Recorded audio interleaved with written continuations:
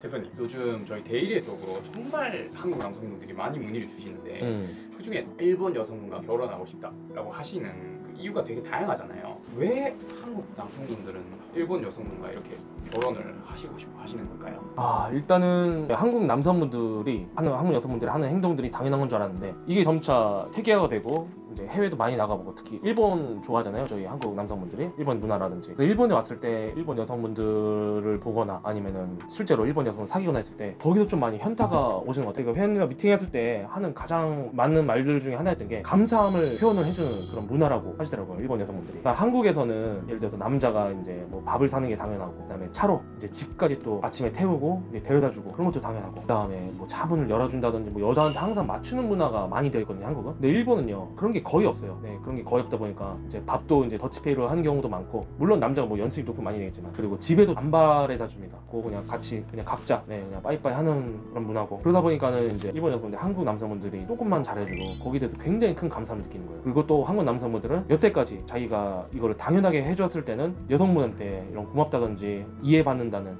정말 이 나를 여기까지 배려해주고 나를 사랑해줘서 고마워라는 말을 한 번도 들어보지 못했는데, 일본 여성분들은 그런 고마움을 자꾸 표현을 하다 보니까는 이게 점점 더 이게 마음이 솔직히 말하면 기울 수밖에 없는 것 같아요. 그러다 보니까는 일본 쪽 저희 데일리한테 문의가 많이 오시는 것 같고. 한국에서는 그 따뜻한 한마디가 좀 너무 오랫동안 듣지 못했던 말이겠네요.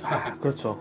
그 한마디만 해도 이 남성은 여자를 위해서 목숨을 바칠 수도 있는 존재거든요. 자기를 이해해주고 자기만 사랑해준다면 남자는 진짜 목숨까지 바칠 남자 정말 많을 겁니다, 제가 봤을 때. 근데 그 한마디, 남자 조금이라도 더 이제 존중을 해준 그런 게 없기 때문에 점점 더 저는 이제 한국 내에서 갈등이 심해진다고 보고 있고요. 안타깝습니다, 정말로. 보면은 한국이 대체적으로 좀 약간 굉장히 준비를 거의 다 하고 난 다음에 뭔가를 하려는 문화가 많이 있는 것 같아요. 결혼할 때도 집을 다 해놓고 차도 준비해놓고, 애기도 태어나기 전에 이제 뭐 애기 옷들이나 이런 거까지 다 준비해놓고, 그러다 보니까는 감당할 수 있는 사람이 많이 없어지다 보니까 점점 더 그 결혼도 줄어드는 것 같고. 日本では20代でその男性の家と車を用意してほしいっていうのはなかなか現実的に難しいことなので、それを要求するっていうのはほとんどない。韓国女性は本当に20代30代でそこまで求めてるんですか？要求するんですか20代はまず結婚をする人が少ないのでほとんどいないと思うんですけど、30代で本格的に結婚を考えてる女性だったら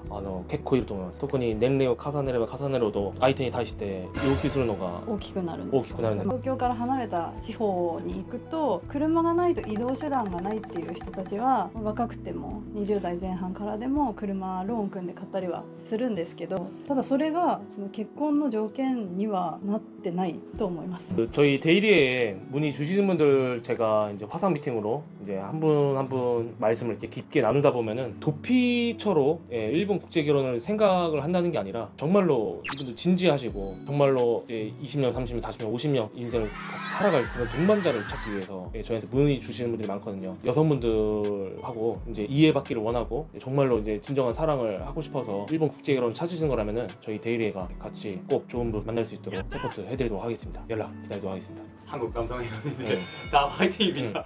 화이팅!